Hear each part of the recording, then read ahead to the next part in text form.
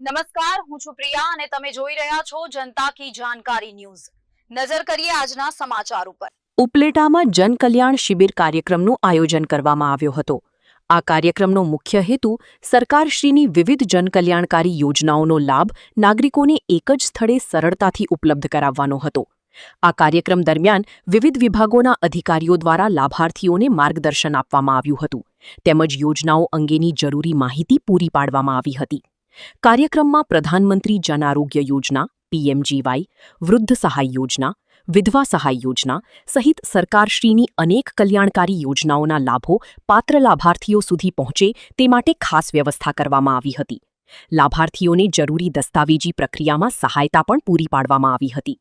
શહેરના લાભાર્થીઓએ કાર્યક્રમને આવકાર્યો હતો અને સરકારશ્રીની યોજનાઓનો લાભ સરળતાથી મળી રહે તેવી પહેલને બિરદાવી હતી।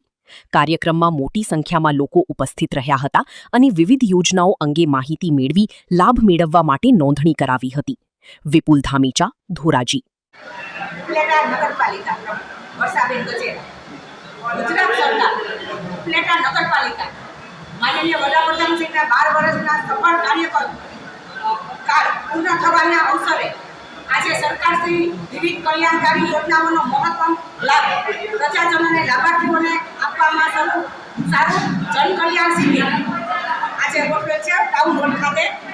વિકસિત ભારત વિકસિત ગુજરાત આજે આંગણવાડીના બહેનો આવ્યા છે જે બહેનોને હોય એને લોટ આપવામાં આવે છે કે ભાઈ આ લોટમાં તો બહેનોને એમ કે આ લોટમાંથી ખાલી એક જ વાનગી બને છે પણ એવું નથી। લોટમાંથી બહેનો ઢોકળા બનાવ્યા છે, પાક બનાવ્યા છે, લાડવા બને છે, થેપલા, પુડલા, પરોઠા અનેક વિવિધ વસ્તુઓ બને છે।